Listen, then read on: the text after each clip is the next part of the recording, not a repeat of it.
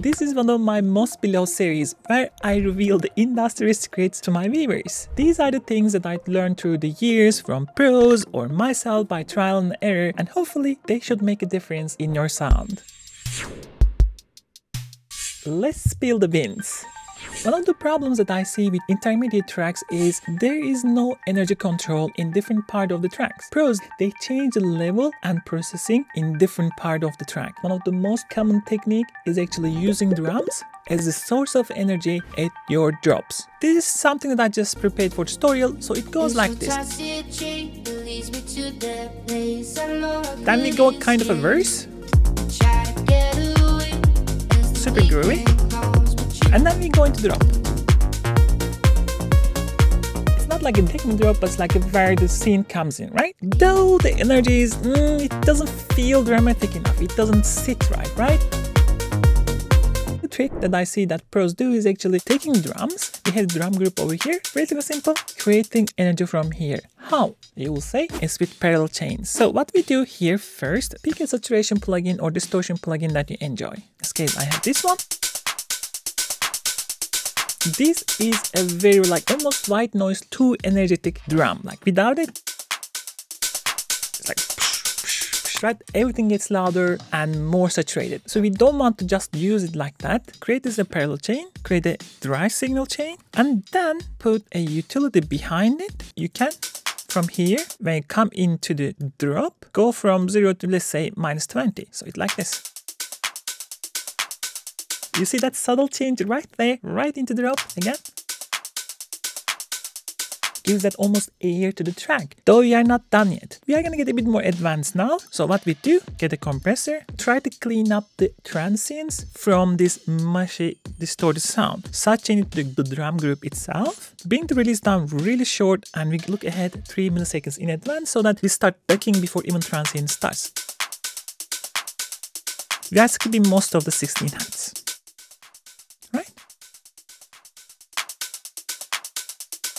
Cleaner hat, we still have that release of the drums at the bottom, giving more energy. Are we done yet? No, we haven't. So idea goes like this. When you are into the drop, oftentimes you go up, you can actually automate the volume and drum get more and more emphasized and more energetic. It's almost mimicking a drummer playing harder and harder, but that's not enough either. So what happens when the track plays like this? It's louder and louder. The way that you can compensate this one, just do a high pass, and then you automate the high pass so that you're actually taking off the low end more and more, almost like a white noise, and the loudness relatively stays same. Right? Super cool. Not finished. I know it's getting more and more complicated, but I want to show you the whole package. Because you are into grounding transition, you would like to have some type of reverb. In this case, I just have a simple reverb. Start sanding there. Reverb comes in. Perfect. You see how natural transition immediately happened. Still not done. The main problem here, just this transition, gets too obvious. In this case, I think it's relatively fine, but there's a way to make it even more aggressive and in your face. Let's say something like 16-15 dB. Now it's more obvious. How do you get away with this? There is a trick. If you take your drums off before the drop, the change in the loudness is harder to compare. You will already forget what happened 2 seconds ago. This is probably too much. We can actually get away with, I think, something like this. And to make it more natural, you go to your kick. You can do something like this. And then you can actually take off the kick probably a bit earlier. Right? You don't realize what's going on and suddenly energy went up. You are not aware how it went, but you're happy. I didn't even add a transition effect here. Reverse cymbal would have been worked here already, but I just want to show you whole natural process. Yeah?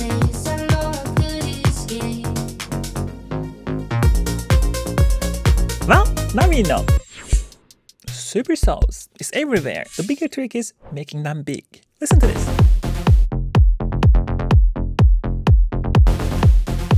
Just a supersaw, right? Unison saw. The sounds are often much tighter and stronger when the sound is provided by single oscillator because there's no phasing, nothing. If you bring this down, just more like stronger in the middle. But it is not as fancy as this. This is a cooler sound. How do we fix this issue? Let's take the same sound, let's duplicate this. The body is almost always perceived in the initial transient of a sound. Think of a kick. The transient it is immediately, and the kick baseline lingers on, but it's not a really strong sound, it's just the bass. You can use the same idea in supersaws as well. You create that initial pocket first for your layer, right? That now I can use another tighter sound there. Let's create that like super plucky envelope. Bring down the release. You can actually increase the sustain a bit. And you want to go for the effects, multiband. Increase the attack. That we can hear. Now, I want more body. How you get it? I want a pitch envelope, like a kick sound, like bring it like a really short, something like 20, put it into the chorus so that it will get this. I feel like here around is the sweet spot.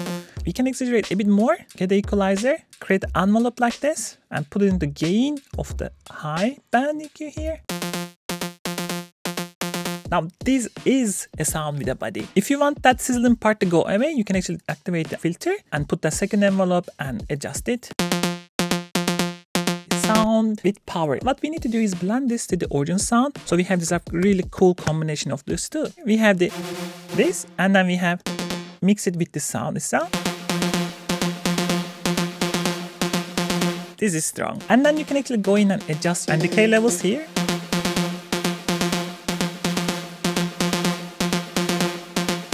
Now this is a strong unison saw layer. We had this, and now we have this. You can improve the sound a bit more. Classic trick will be adding a reverb, so the sound feels bigger. And on top of that, you can actually use distortion. This will help you with the transient of that, and actually glue that reverb into the sound, because you are adding it after, which makes the reverb distorted.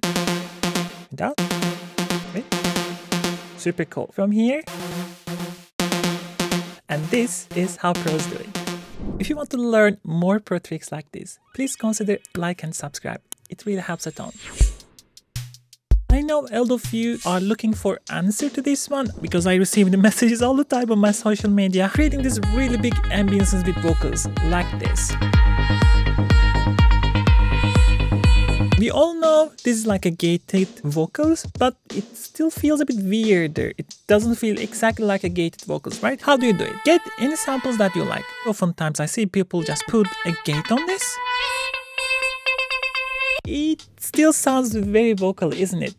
The main trick over here, of course, is super simple, but you just need to know it. Go to Complex Pro or any other really warping engine, and you stretch the vocal. The more you stretch the vocal, the more weirder the vocal will get, because of the artifacts due to stretching, right? You should stretch quite a bit.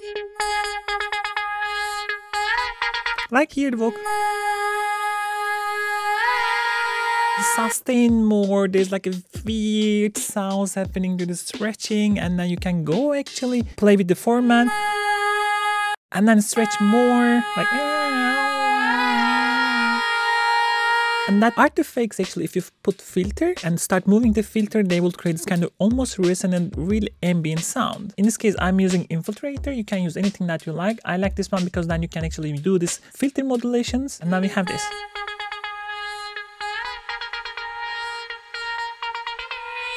Isn't this super nice? The trick over here with your gates, don't put like 100%. Give a bit space to the original sound, so it almost sounds like there's a release of it. It's of course not done. What you need to do to create this really ethereal, almost like celestial ambience with this type of sounds. How do you create it? Start with the suit. Just take off some of these super resonances. Right? And then you create the whole reverb, the big whole reverb.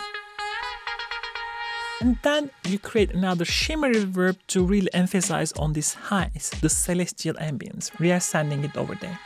It creates this voicey sound, and now we have this. To make this come to life, you need actually echo, ping pong delay on sides. And then finally just EQ a bit more. When you create this type of sounds, they are the lead sounds more or less. You will probably have another lead sound, but this is a sound that itself can carry, especially if you play this in the festival or in club, this ambience will take you over. So boost that volume so that it really feels very strong in the mix.